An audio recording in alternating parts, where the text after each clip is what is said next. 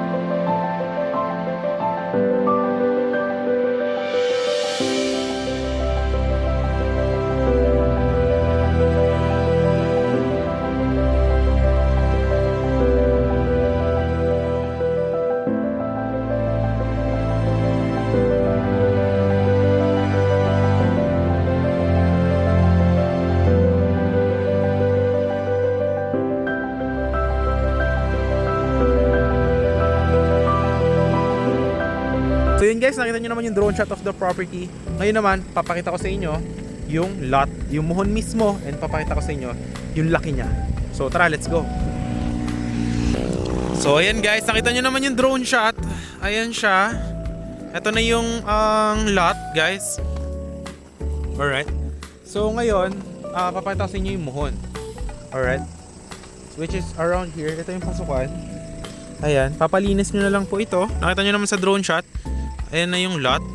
So, frontage po is 20 meters by 75 meters yung haba.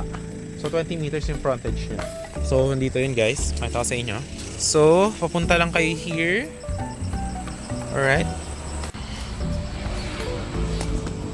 And from this point, okay, wait lang. Naka-transfer title na to sa may-ari guys. Ayan, yung muhon niya. Ayan, PS. Yan. Which is ito yung bakod nung events place. Ayan siya. Nakita nyo sa drone shot. Yung bakod na to, yung muhon na yan, yan, hanggang doon, 75 meters. Hanggang doon yung lot. Ngayon ito, hanggang doon, papakita ko yung muhon, 20 meters. Ganun yung frontage.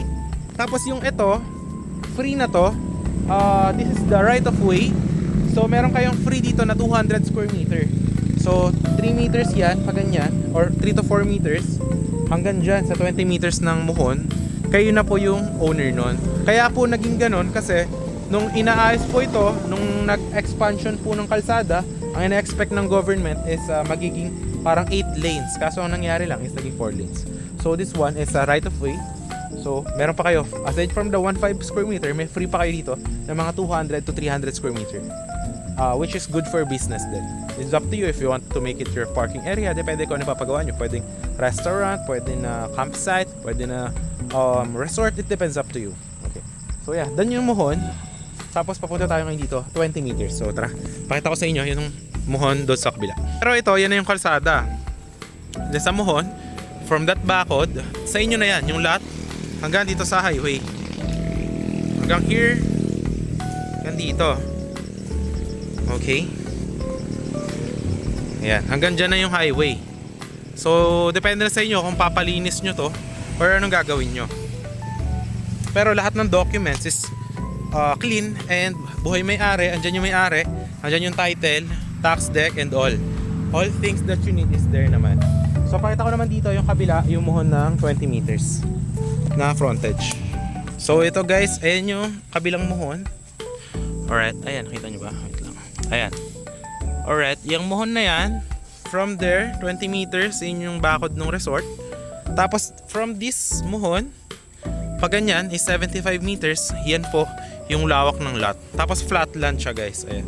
So, from here, yung Mohon na to, yan, hanggang diretso po dyan sa kalsada, is lot nyo na po yan. Pakita ko sa inyo.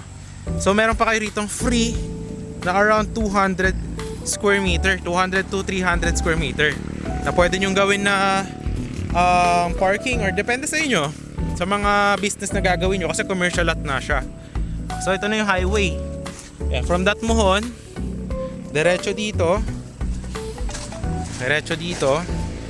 Yan. Yan na yung highway. So, ang maganda sa kanya guys is meron pa siyang free lot. Tapos ready for transfer. Para sa inyo, ikutan ko. Pero di ko napapasukin hanggang loob ha, kasi masukal din, no? Eh, dami rin mga pwede makasugat sa akin. Alright, so yan, dire-diretso tayo para makita nyo. Okay.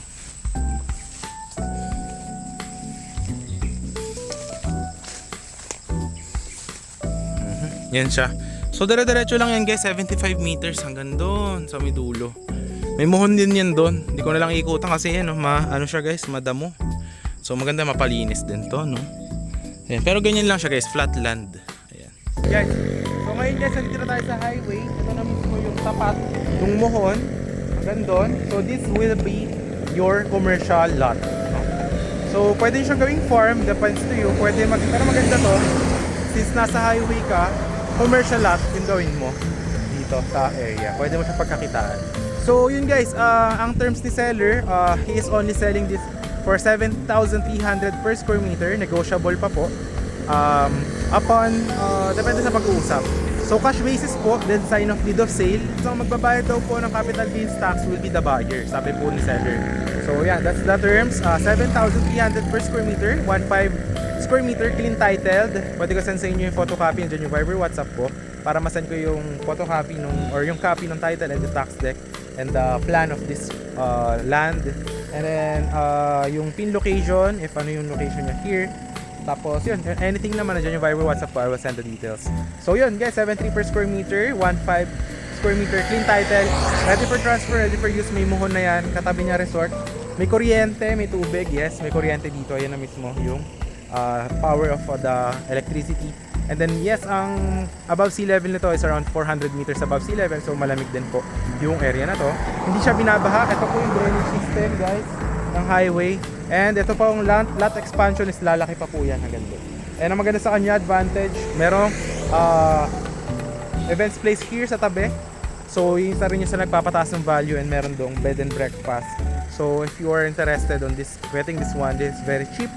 7,300 per square meter. And yun lang guys, if you're interested, maraming salamat. And nandiyan naman yung drone shot and anything else for the info of this property.